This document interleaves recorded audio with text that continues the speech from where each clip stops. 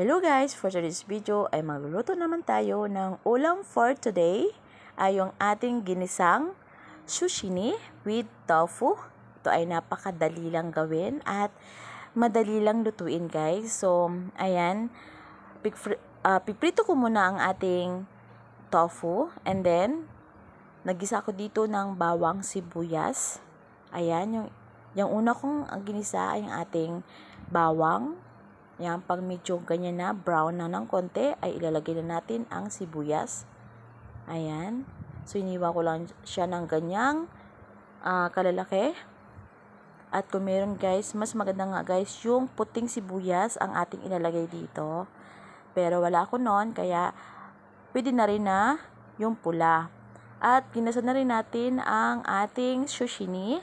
Ayan guys, so hinawa-iwa ko lang siya ng cubes, ganyan lang guys. Ito ay napaka sarap na gulay. Makaramihan ito guys dito sa Pilipinas ay hindi kumakain kasi hindi sila sanay sa ganitong gulay. Ayan, nabibili pala to guys sa supermarket at wala nito sa market, sa wheat market. Bira lang nito dito sa Pilipinas. Ayan guys, so ito ay napaka dali lang lutuin. Ito ay napakadali lang, nasa 1 to 2 minutes lang ito guys. At pwede itong kaining hilaw. Ayan, parang pipino siya guys, pero iba lang ang kanilang lasa. Ayan. So, nilagyan ko ito ng ating paminta at konting sugar lang ang ating ilalagay dyan guys. So, nabubulol ako. Ayan guys, pag gusto nyo magluto ng ganito, pero ang price nito parang ganyan sa broccoli ang price niya. So, may kamahalan guys. Ayan. So, isang piraso is nasa 225. Yung napaka, lang yun yung parang medium size lang siya. Ayan.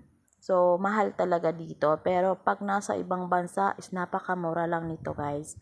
Ayan. So, nilagay ko ng ating big fry na tofu or tofu. Tofu. Ayan. So, napakadilang lutuin, di ba? Ayan. So, luto na ito, guys. Konting na lang ito, halo-halo.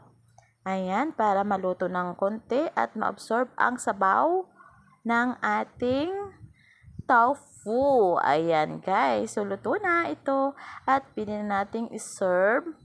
Ayan. So, hinaan lang natin ang apoy para hindi ma-overcook ang ating gulay.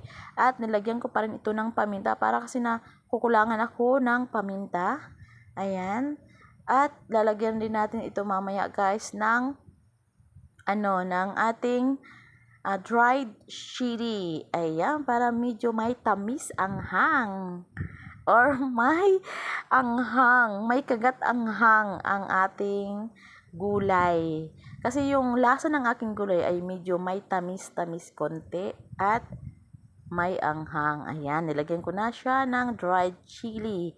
Pwede rin naman yung fresh. Ayan, pero wala nga akong fresh kaya dried lang ang aking nilagay dito sa ating gulay na sushini. Ayan. Ayan guys, luto na ito at pwede na nating i-serve. Ayan, thank you for watching guys. Bye!